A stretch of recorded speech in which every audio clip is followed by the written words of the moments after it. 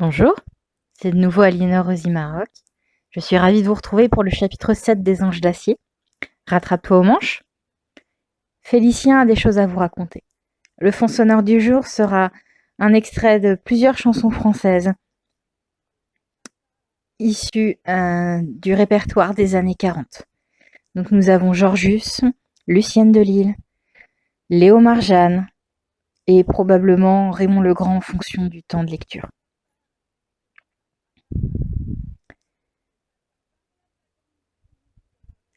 La vie sur la base est relativement simple quand on est discipliné. La seule chose qui me manque vraiment sur cette île, c'est le beurre. Le vrai beurre de chez nous. Avec du sel. Leur espèce de truc gras et sans goût est infâme. Lever 6h, accès au douche et petit déjeuner jusqu'à 7h30, lever des couleurs et répartition en fonction des besoins.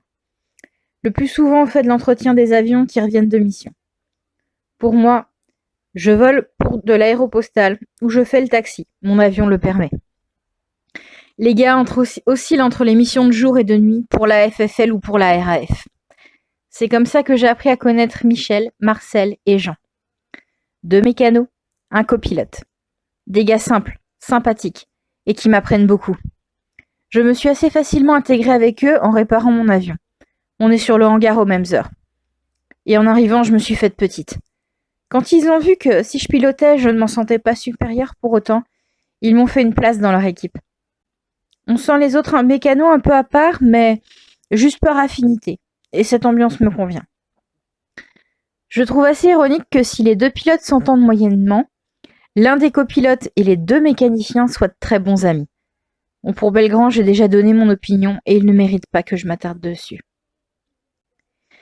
Les cours de tir, au sol comme en vol, m'ont rapproché de Marcel Frémont, le copilote de Steelbird, que je commence à oser appeler Gabriel de temps en temps.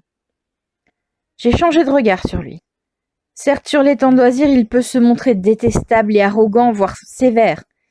Mais au travail, c'est quelqu'un d'humain et de responsable, en plus d'être excellent dans son domaine. Mais ça, je le savais déjà.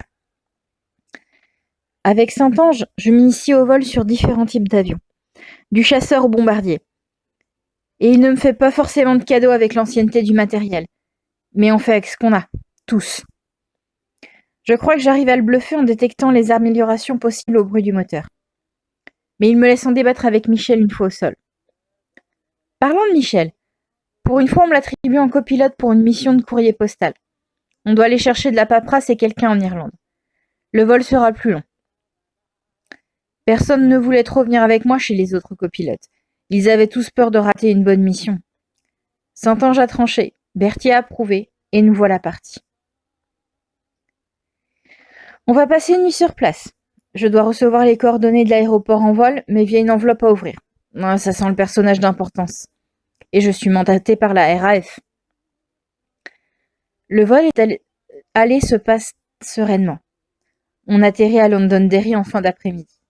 Je livre le courrier en attente avec l'aide de Michel, qui se prend des regards pas toujours sympathiques, voire franchement impolis. C'est lui le plus âgé. On a des uniformes de même grade. Et la plupart des gens ne s'adressent qu'à moi comme s'il n'existait pas. Je ne sais pas s'il parle anglais ou pas, mais il est loin d'être stupide, et il voit très bien le mépris avec lequel il est traité. Lorsque je m'enquière de nos quartiers pour le soir, j'ai un lui d'attribué, mais pas lui. On me dit qu'il peut très bien dormir dans l'avion. Alors soit, les nuits de juin sont douces, mais sur le principe, je me fâche. Et ma colère froide est bien plus efficace que tous les cris et les hurlements du monde. J'obtiens donc une chambre pour nous deux, à condition de faire le ménage avant de partir le lendemain. C'est bon, on peut aller poser nos sacs. T'es sûr? Moi, je peux dormir ailleurs, hein? Pas question. T'es mon équipier sur cette mission, on doit être logé de la même façon. C'est toi le pilote, je te suis. Et je me dirige vers les quartiers indiqués en secouant la tête. Arrivé à la chambre, je constate qu'il y a un lit avec un matelas et une paillasse jetée au sol. Je comprends qu'on s'est moqué de moi. Mon jeune âge, sûrement. La colère me reprend, mais cette fois je vois rouge. Et c'est au final Michel qui est le plus raisonnable de nous deux. Il me pose la main sur l'épaule. Du calme, Félicien. C'est juste pour une nuit. Tu ne referas pas le monde à toi tout seul. Je sais bien, mais tu mérites plus de respect que ça.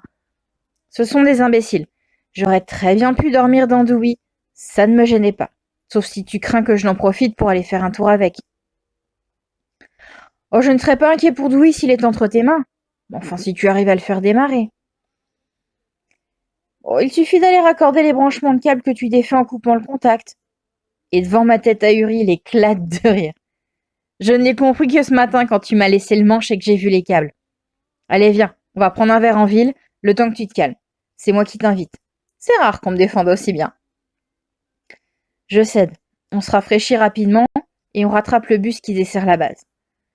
En centre-ville, il m'indique un pub dans lequel il est déjà allé avec Saint-Ange. On avance au bar et commandons 2 bières. Les boissons arrivent bien fraîches et nous nous installons en terrasse. Merci pour le verre. J'en rêvais, je crois. Avec plaisir. Dis-moi, je peux te poser une question personnelle? L'avantage de parler français. Peu, voire pas de personnes peuvent comprendre nos échanges ici en Irlande. Bon, vas-y, la terrasse est presque vide et puis en parlant français, on est relativement tranquille. Pourquoi est-ce qu'une jolie fille comme toi se travestit? Et paniquée, je regarde de tous les côtés, mais personne n'est à portée de voix. Michel a parlé bas. Tu délires.